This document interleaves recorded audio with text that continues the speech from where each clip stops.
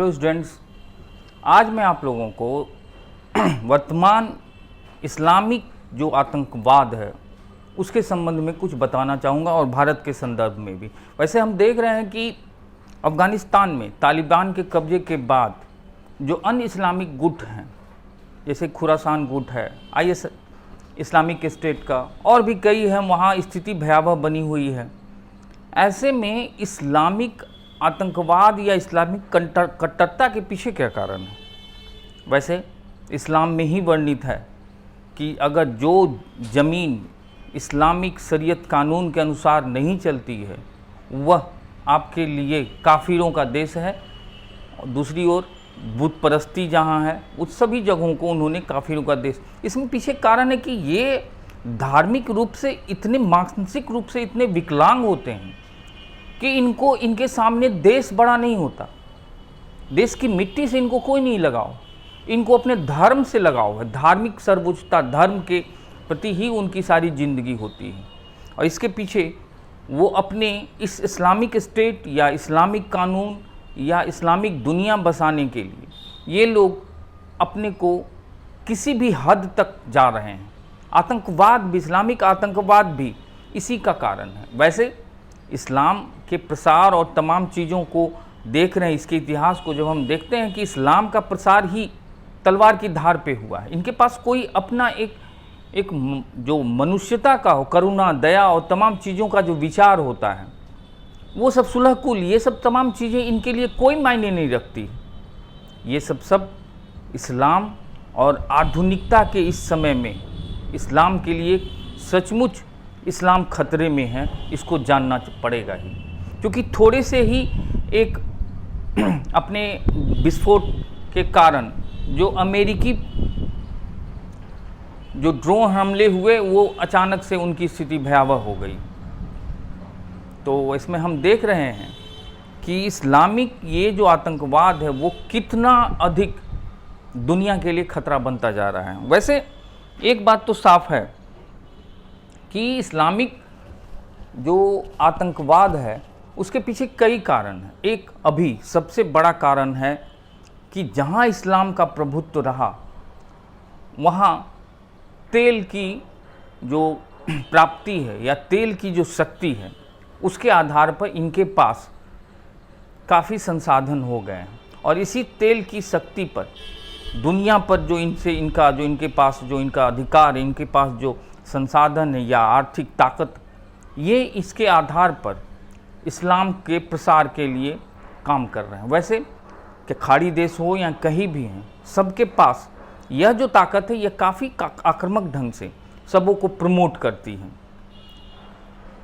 इसके बाद हम सबसे बड़ी बात यह है कि इस्लाम की ताकत क्या है। इस्लाम की सबसे बड़ी ताकत है जो उन्होंने बहुत कम समय में पैगंबर मोहम्मद साहब के आने के 100 साल में ही इन्होंने आधी दुनिया को फतह किया।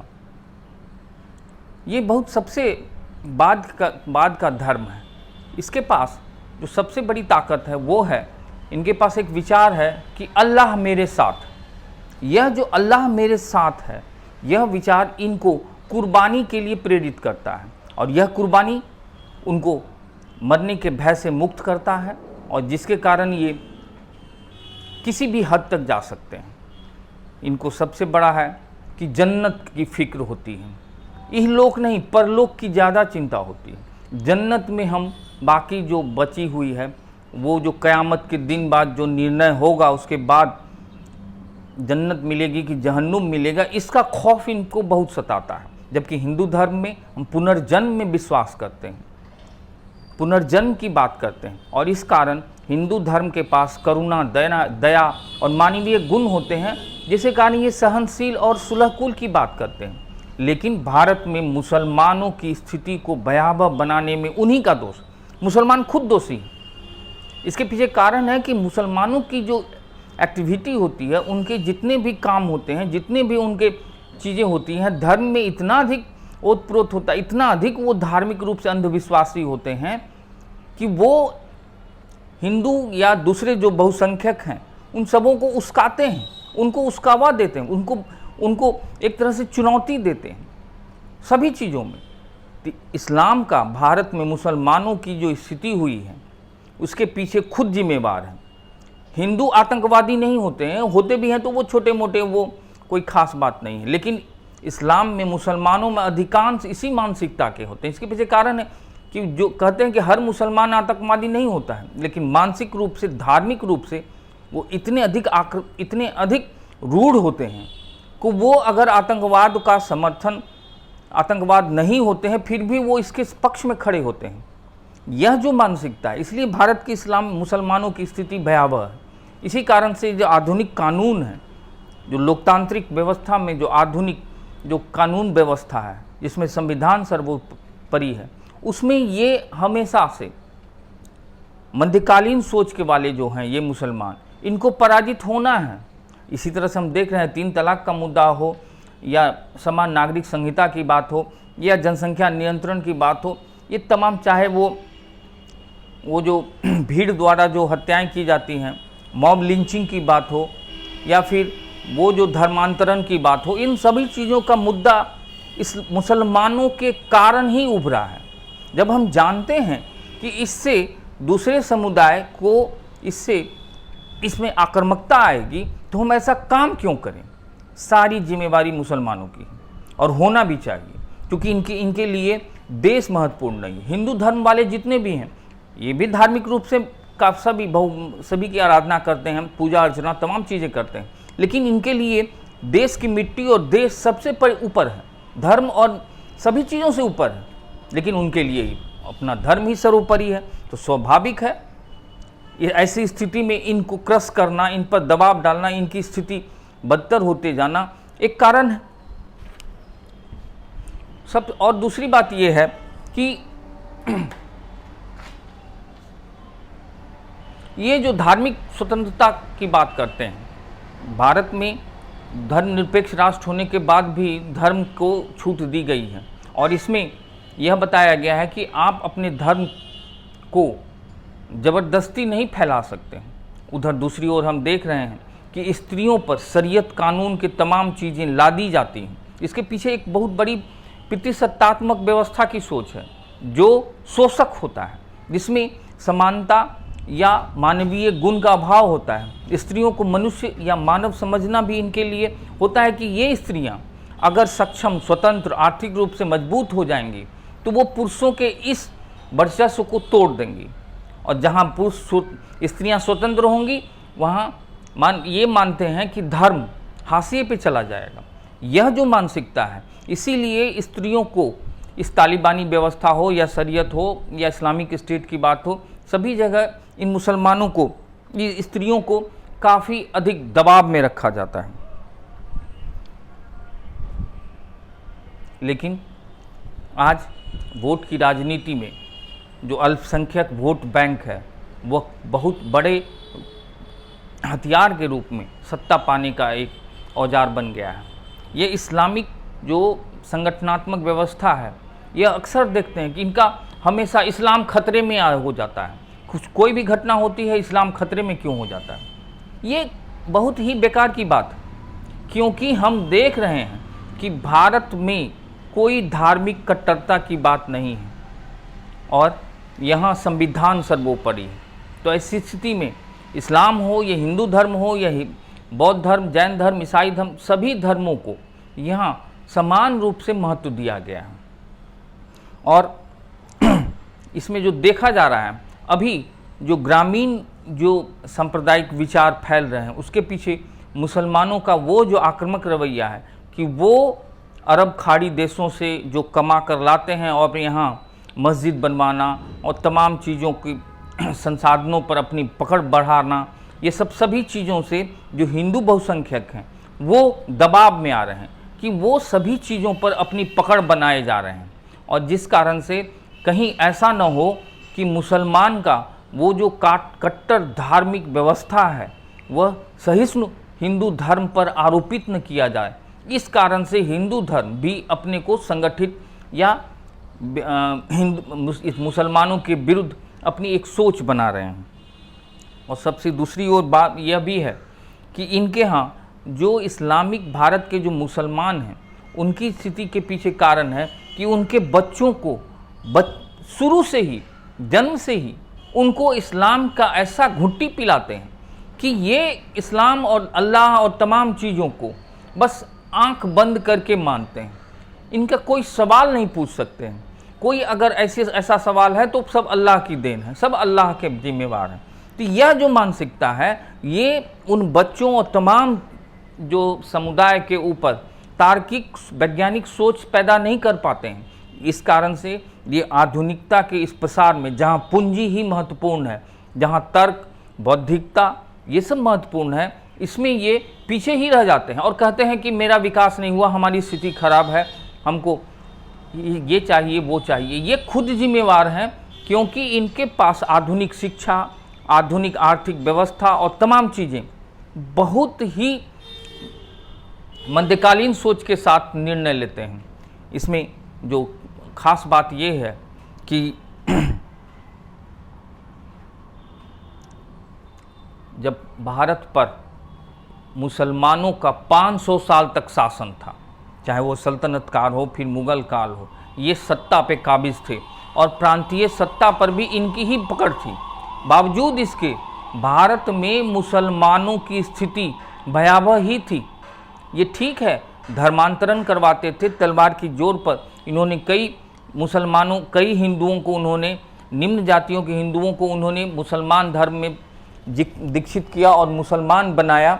ये सब फिर भी ये उतने ताकतवर या उतनी व्यवस्था, उतने कारगर ढंग से पूरी सांस्कृतिक सोच पर क्यों नहीं हावी हो सके?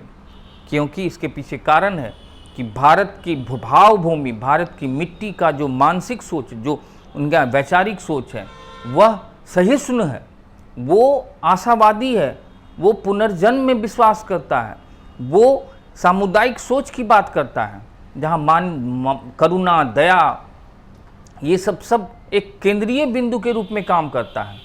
इस कारण से यहाँ के तमाम चीज़ों पर इनकी पकड़ नहीं बन सकी। बावजूद इसके ये जहाँ भी रहते हैं, जिस भी स्थिति में रहते हैं, वो एक तरह से समस्या ही बनी हुई रहती है। इसके पीछे कारण है कि उनका जो धर्म जो है, धार्मिक जो सोच है, वो उनको दूसरी तरफ सोचने के लिए दिशा ही नहीं देता है, उसको उधर रास्ता ही नहीं दिखता, बस उसी के अंधेरे कोठरी में बंद रहते हैं।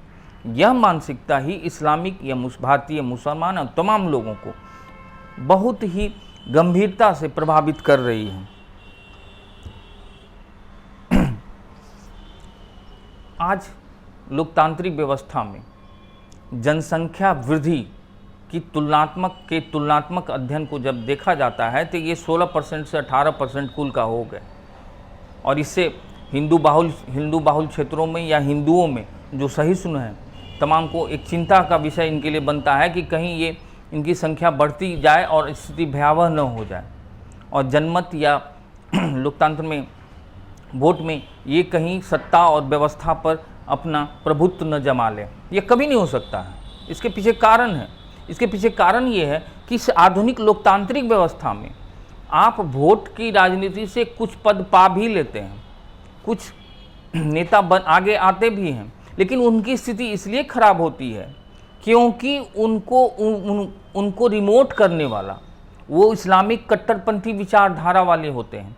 वो आधुनिकता के साथ जो समझौता होता है, जो उनके साथ समन्वय के साथ सत्ता पर अपनी पकड़ बनाते हैं, वो इनके पास होता ही नहीं। इस कारण से ये अगर कुछ सत्ता में हिस्सेदार भी होते हैं तो ये पिछलग्गू ही बने रहेंगे और हमेशा से बने रहेंगे, क्योंकि इनके पास आधुनिक तार्किक मानसिकता नहीं होती है। ये बस अवसरवादी होते हैं। इनके पास यही धारणा इनकी स्थिति को भयावह बनाती है। आधुनिक न्याय प्रणाली में भी हम एक चीज़ देख रहे हैं कि जहाँ न्याय संविधान के द्वारा निर्णित होता है, वहाँ मुसलमान अगर अपना धार्मिक कानून को अपनाए हुए बैठे हुए रहेंगे तो इनकी स्थिति और भी भयावह होती चली जाएगी।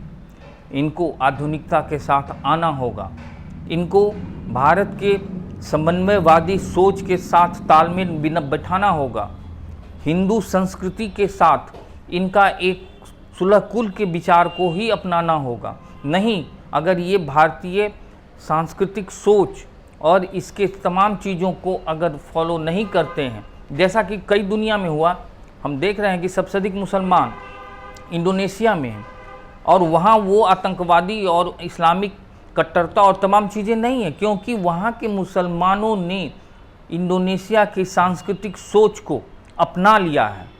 इस्लाम मुसलमान होते हुए भी वो इंडोनेशियाई सांस्कृतिक तत्वों के साथ अपनी स्थिति को मजबूत किया है।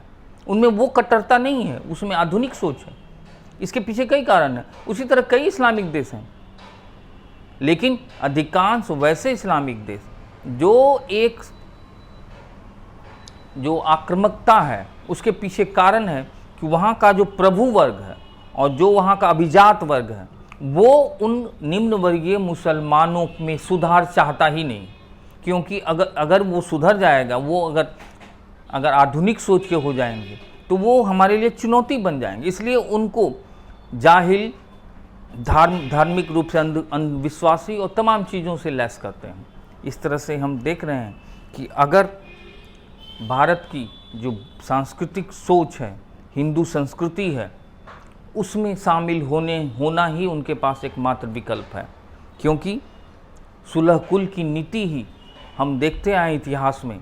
तमाम बड़े शासक, सम्राट और तमाम लोग इसी सुलह कुल की नीति से ही भारत पर एक छत्र राज कायम कर सके।